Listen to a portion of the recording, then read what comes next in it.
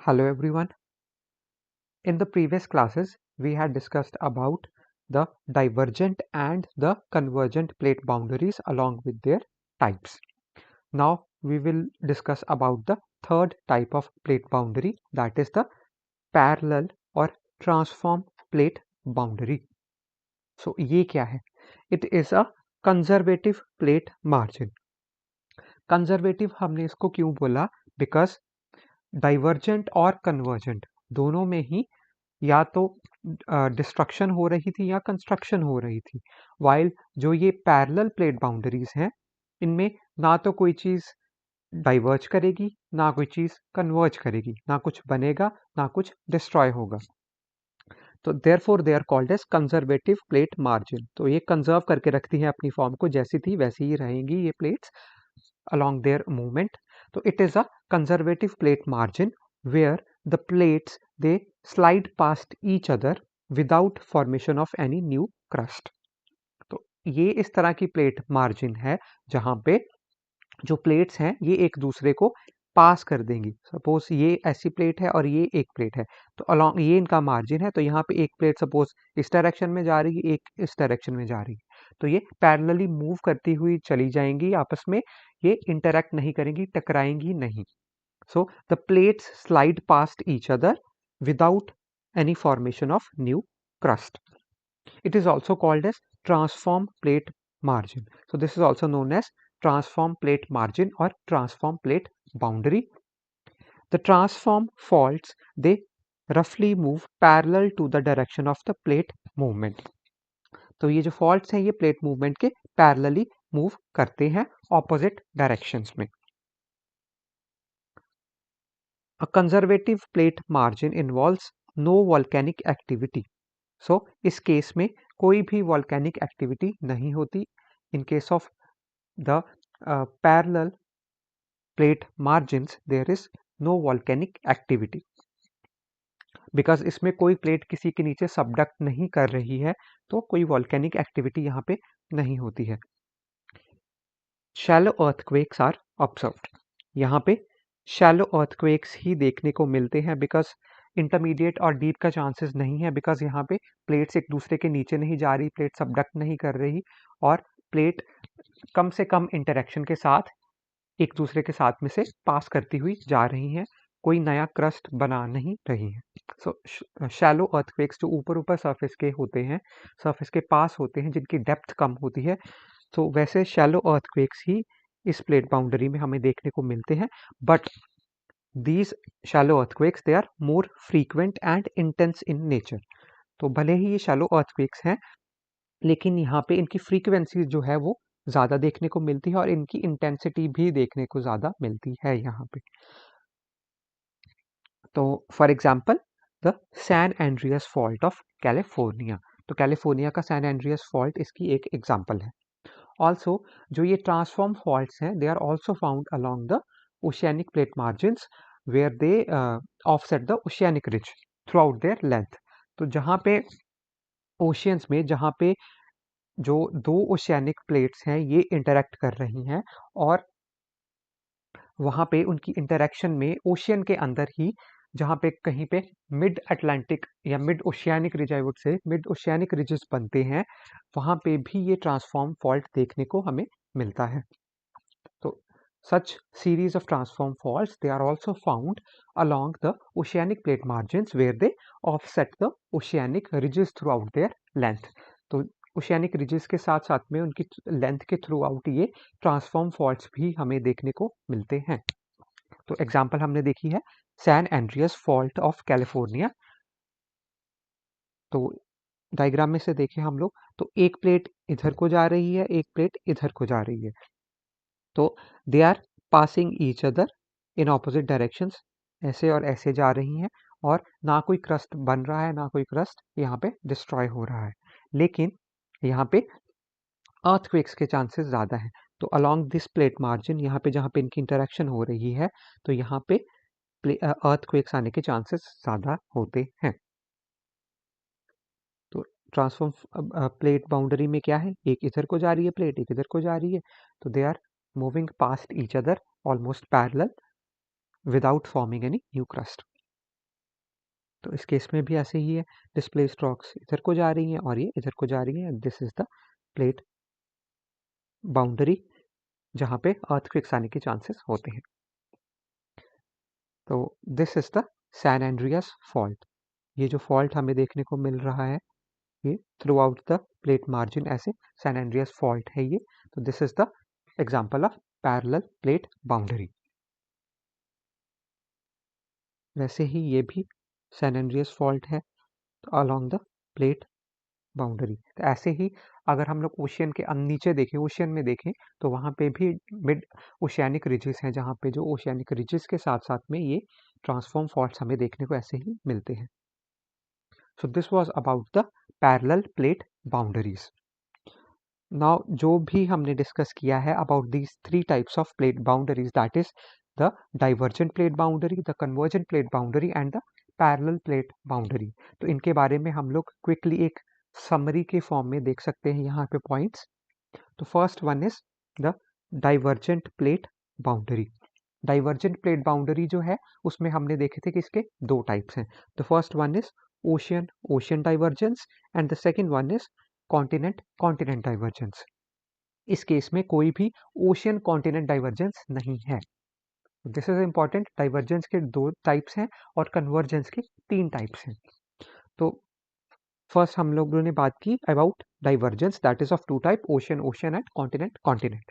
और वैसे ही convergent plate boundary की बात करें तो उसकी तीन टाइप्स हैं। The first one is ocean ocean convergence, then is ocean continent convergence and the third one is continent continent convergence. तो इनके अगर हम लोग अभी फीचर्स देख, so the first one is the ocean ocean divergence. तो इसमें हमें क्या फीचर्स देखने को मिलते हैं? मिड ओशियानिक रिजेस देखने को मिलते हैं, ट्रांसफॉर्म फॉल्स देखने को मिलते हैं।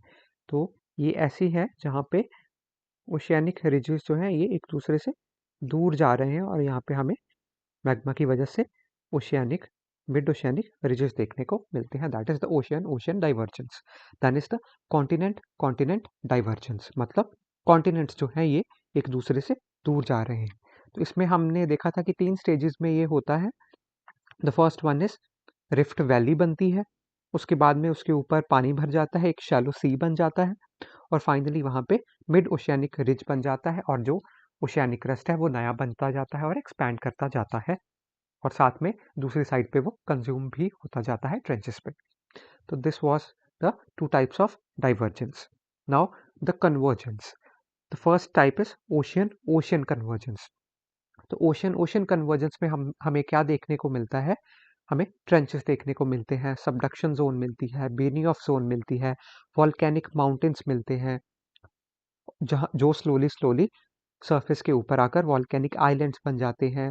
आइलैंड आर्क्स देखने को मिलती है अलोंग द ट्रेंचेस और आर्चिपेलागोस देखने को मिलते हैं। Then second one is the ocean continent convergence. इसमें ट्रेंचेस मिलते हैं, सबडक्शन जोन मिलती है, बेनी ऑफ जोन मिलती है, फोल्ड माउंटेन्स मिलती है और वॉल्केनोस मिलते हैं इन फोल्ड माउंटेन्स के ऊपर।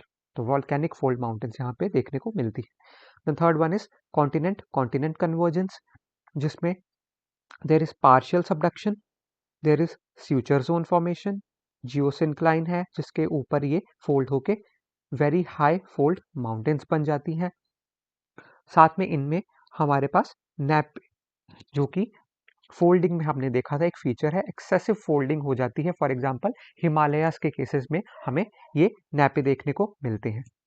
साथ में सिंस ये जियोसिंक्लाइन के जो सेडिमेंट्स थे उनके उठने की वजह से ये माउंटेन्स बने हैं, तो यहाँ पे उस जियोसिंक्लाइन में जो जानवर थे, जो प्लांट्स थे, उनके जो रिमेन्स थे, उनकी वजह से इन माउंटेन्स में हमें फॉसिल्स देखने को मिलते हैं। बिकॉज जो वहाँ पे सेडिमेंट्स थे उस ओशियानिक बेसिन में वो ओवर द टाइम वो डिकम्पोज होके फॉसिल्स बन गए और सिंस वही सारा उठ के ये वेरी टॉल फोल्ड माउंटेन्स बनी थी, तो उन्हीं माउंटेन्स में हमें ये फॉसिल्स देखने को भी मिलते हैं। फॉर एग्जांपल हमें हिमालयास में फॉसिल्स देखने को मिलते हैं, फॉर एग्जांपल हमें ट्रांस हिमालयस में भी मिलते हैं, लद्दाख में मिलते हैं, इवन स्पीति वैली में मिलते हैं।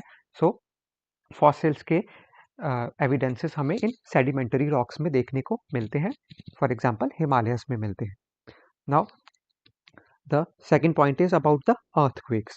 तो ओशियन ओशियन डाइवर्जेंस के केस में हमारे पास शैलो अर्थक्वेक्स हैं, प्लस कॉन्टिनेंट कॉन्टिनेंट डाइवर्जेंस के केस में भी शैलो अर्थक्वेक्स हैं।